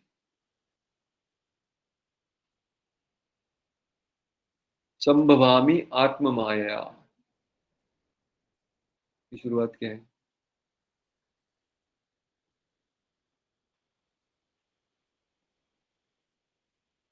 संभवा, ठीक है, मुझे याद नहीं आ रहा। संभवा में आत्ममाया मतलब मैं खुद अपनी शक्ति को लेकर ही प्रकट होता हूँ। अतः उनका रूप, नाम, यश, साज सामग्री, धाम आदि भौतिक सृजन नहीं है, ये सब आध्यात्मिक होते हैं। उनके धाम, उनका नाम, उनका रूप, सब कुछ, उनके परिवार, उनके सब कुछ, साज सामग्री मतलब उनका पैराफेरनेलिया, वे पतित जीवों के उद्धार हेतु तथा धर्म के सिद्धांतों को स्थापना के लिए अवतरित होते हैं, जिनका वे स्वयं प्रदर्शन करते हैं। ईश्वर के अतिरिक्त तो कोई भी धर्म के सिद्धांतों की स्थापना नहीं कर सकता। या तो वे या उनके द्वारा शक्ति संचारित किया गया सुयोग्य व्यक्ति ही धर्म की संहिता का नियमन कर सकता है। वास्तविक धर्म का अर्थ है ईश्वर को जानना, ईश्वर के साथ अपने संबंध को तथा उनके प्रति अपने कर्तव्य को जानना, और जब यह भौतिक शरीर छूटे तो अपने अंतिम गंतव्य को जान लेना। माया के पास में बंधे बद्ध जीव बड़ी मुश्किल से ही जीवन के इन सिद्धांतों को जान पाते हैं। उनमें से अधिकांश पशुओं की तरह खाने पीने, सोने तथा मैथुन करने में लगे रहते हैं। वे अधिकांशतः धार्मिकता, ज्ञान या मोक्ष के नाम पर इंद्रिय भोग में लगे रहते हैं। इस कलह प्रधान कलयुग में तो वे और भी अंधे बन चुके हैं। ये बद्ध जीव, कलयुग में सारी जनता पशुओं का राजसी संस्करण बनी हुई है। संस्करण मतलब एडिशन, तो पशुओं का ही थोड़ा सा विकृत रूप है हम, और कुछ ज्यादा है नहीं। उन्हें आध्यात्मिक ज्ञान या दैवी धार्मिक जीवन से कोई सरोकार नहीं। धर्म क्या है, सही जीवन क्या है, कुछ पता नहीं। वे इतने अंधे हैं कि उन्हें सूक्ष्म मन, बुद्धि तथा अहंकार के आगे कुछ भी नहीं दिखता। अहंकार से आगे कोई जाता नहीं आत्मा तक। लेकिन वे ज्ञान, विज्ञान तथा भौतिक संपन्नता में प्रगति के प्रति अत्यंत गर्व का अनुभव करते हैं। भौतिक चीजों को लेकर मिट्टी के साथ ही खेलते हैं, लेकिन उसका भी बड़ा गर्व है। वे इस शरीर को त्यागने के बाद कुकर या शुकर बनने के लिए तैयार भी होते हैं। कुकर यानी क्या, और शुकर यानी क्या? कुत्ता और सुअर। कुत्ता और सुअर, क्योंकि उन्होंने जीवन के चरम लक्ष्य को दृष्टि से ओझल कर रखा है। नष्ट दृशाम, भगवान श्री कृष्ण कलयुग का प्रारंभ होने के कुछ काल पूर्व हमारे समक्ष प्रकट हुए थे, और कलयुग के प्रारंभ होते ही वे अपने दिव्य धाम को वापस चले गए। जब तक वे उपस्थित थे उन्होंने अपने कार्यकलापों से सब कुछ कर दिखलाया। उन्होंने विशेष रूप से भगवद गीता का प्रवचन किया और धर्म के सारे बनावटी नियमों का निर्मूलन किया। इस भौतिक जगत से अपने प्रयाण के पूर्व उन्होंने नारद के माध्यम से श्री व्यास देव को श्रीमद् भागवत का संदेश संकलित करने का अधिकार प्रदान किया, जाने के पहले। इस प्रकार भगवत गीता तथा श्रीमद् भागवत तो जब थे तभी उन्होंने गीता दी, और जाने के पहले जस्ट भागवत देके गए। ये दोनों ग्रंथ इस युग के अंधे लोगों के लिए प्रकाश स्तंभ की बातें भाती है। दूसरे शब्दों में, यदि इस कलयुग के लोग जीवन के वास्तविक आलोक को देखना चाहते हैं, आलोक यानी गुड बिगिनिंग, तो उन्हें इन दोनों ग्रंथों की शरण लेनी चाहिए। आलोक यानी सुबह का जो प्रकाश होता है उसको आलोक कहते हैं। तो अगर वास्तव में इस अंधकार से थोड़ा सा उजाला देखना चाहते हैं तो हमें गीता और भागवत के ग्रंथों को स्वीकार करना, इससे उनका जीवन लक्ष्य पूरा हो सकेगा। तो जीवन का जो लक्ष्य है वो तभी प्राप्त होगा। भगवत गीता भागवत का प्रारंभिक अध्ययन है। श्रीमद् भागवत तो जीवन का आश्रय तत्व साक्षात भगवान श्री कृष्ण है। अतएव हमें चाहिए कि श्रीमद् भागवत को भगवान श्री कृष्ण का प्रत्यक्ष प्रतिनिधित्व करता हुआ माने। जो श्रीमद् भागवत को देख सकता है वही साक्षात श्री कृष्ण को देख सकता है। ये दोनों अभिन्न है। तो इतना सुंदर, इतना बड़ा, इतना इंपॉर्टेंट ग्रंथ अभी जगत में आया है। जब भगवान चले गए तो अभी धर्म कहाँ से समझ में आएगा? श्रीमद् भागवत से। तो छठे प्रश्न का उत्तर भी हो गया, और अभी यहां से आगे सुत गोस्वामी इस छठे उत्तर को लेकर अभी भागवत का वर्णन आगे करने वाले हैं। लेकिन उनको लग रहा है कि इतना महान ग्रंथ और मैं बोलूंगा पूरा, मैं आपके सामने रख पाऊंगा नहीं रख पाऊंगा, मैंने ठीक से पढ़ाई किया है नहीं किया है, मुझे समझा है नहीं समझा, मुझे पता नहीं। लेकिन अभी आपने पूछा है तो मैं कुछ बोलने का प्रयास कर रहा हूं, लेकिन कुछ डिस्क्लेमर देना चाहता हूं। तो बहुत सुंदर डिस्क्लेमर यहाँ पे देते हैं। इसी श्लोक और भाषांतर पढ़ेंगे, उसका मीनिंग और डीपर मीनिंग अगली बार देखने का प्रयास करेंगे। श्लोक मेरे पीछे बोलिए। तत्र कीर्तयतो विप्रा विप्रर्षे भूरि तेजसः अहं चाध्यगमं तत्र निविष्ट तदनुग्रहात् सोऽहं वः श्रावयिष्यामि यथाधीतं यथामति। तो अभी तक हमने परंपरा देखी कि पहले व्यासदेव ने ग्रंथ लिख दिया, फिर व्यासदेव ने उसको दिया सुखदेव गोस्वामी को। सुखदेव गोस्वामी ने किसको दिया था? गंगा के तट पर प्राण छोड़ने के लिए जो तैयार थे उन परीक्षित को दिया। अभी वहां से आगे आपके पास कैसे आया? पढ़िए भाषांतर। ये विद्वान ब्राह्मणों, जब सुखदेव गोस्वामी ने वहां पर महाराज परीक्षित की उपस्थिति में भागवत सुनाया, तो मैंने अत्यंत ध्यान पूर्वक सुना, और इस तरह उनकी कृपा से मैंने उन महान शक्ति संपन्न ऋषि से भागवत सीखा। अब मैं तुम लोगों को वही सब सुनाने का प्रयत्न करूंगा जो मैंने उनसे सीखा तथा जैसे मैंने आत्मसात किया। हरे कृष्ण। तो जब सुखदेव गोस्वामी परीक्षित को भागवत सुना रहे थे तो मैं भी वहां पर था। तो परीक्षित महाराज के बैचमेट है सुत गोस्वामी, बैचमेट नहीं कह सकते। ये जब परीक्षित राजा इतने बड़े व्यक्ति थे, इतने महान भक्त थे कि अभी एक महान भक्त अपने प्राणों को त्याग रहा है, ये सुनकर कितने सारे मुनि जमा हो गए। जैसे भीष्म पितामह जब प्राण त्याग रहे थे, हालांकि गृहस्थ थे, लेकिन क्योंकि महाभागवत थे, महाजन थे, और क्योंकि अभी एक महाजन, एक महान भक्त जब प्राण त्यागता है वो भी बड़ा चमत्कारिक होगा, बड़ा कृष्ण कॉन्शियस होगा, उसमें बहुत भक्ति उछलने वाली थी। तो इसलिए कई सारे ऋषि मुनि भीष्म पितामह के आदिवत जमा हो गए थे कि एक भक्त कैसे अपने प्राणों को त्यागता है, ये देखने के लिए। उसी तरह परीक्षित भी जब प्राण त्यागने वाले थे और भागवत कथा सुन रहे थे तभी सारे ऋषि मुनि जमा हो गए थे, और उसमें एक सुत गोस्वामी भी थे। और ये सुत गोस्वामी, अभी सुत गोस्वामी ने डायरेक्टली किसके मुख से भागवत सुना? मतलब कौन बताएगा? सुखदेव डायरेक्ट सुखदेव गोस्वामी से। सीधा सुखदेव गोस्वामी से सुना। मतलब व्यासदेव के पुत्र सुखदेव गोस्वामी से डायरेक्ट सुत गोस्वामी ने भागवतम सुना है। और सुत गोस्वामी कहते हैं सुना तो मैंने बहुत ध्यान पूर्वक, यानी मैंने अपना प्रयास पूरा डाला, लेकिन मैं आपको कितना बता पाऊंगा? लास्ट के 2 शब्द बड़ा इंपॉर्टेंट है, यथा अधीतम यथामति। यथाधीतम यथामति मतलब क्या? प्रभुपाद ने क्या किया भाषांतर? जैसे सीखा, जैसे मैंने आत्मसात किया। अपने अनुभव के आधार पर। तो मैंने मेरा उसको अनुभव सीखा है, उसको आत्मसात किया है, अपने जीवन में उतारा है, उसका अनुभव किया है, तो इसमें बहुत सारा स्टेप्स है बीच में। तो भागवत सुनना और भागवत बोलना, इसके बीच में क्या है? बहुत सारे स्टेप्स है। उसको सीखना, उसको आत्मसात करना, उसका अनुभव करना, और फिर श्रावयिष्यामि, अभी मैं सुना रहा हूं। तो भागवत ये अपने भौतिक पढ़ाई की तरह नहीं है। यहाँ से पढ़ा, रट्टा मारा और वहां पर बोल दिया। अभी मेरे को सारी स्टोरी पता है, सारे एग्जांपल्स पता है, अभी मैं बता सकता हूँ। उसमें भी लाभ है कि भागवत सब तरफ से शुद्ध है, तो उसको थोड़ा भी संपर्क मिले तो उससे लाभ है ही। लेकिन हम जिनको कथा सुना रहे हैं, उनके जीवन में क्या लाभ होगा? जितना हमने अनुभव किया है, हमारा जितना साक्षात्कार है, हमारा जितना अधिकार है, उतना ही हम श्रोताओं की चेतना को ऊपर उठा सकते हैं।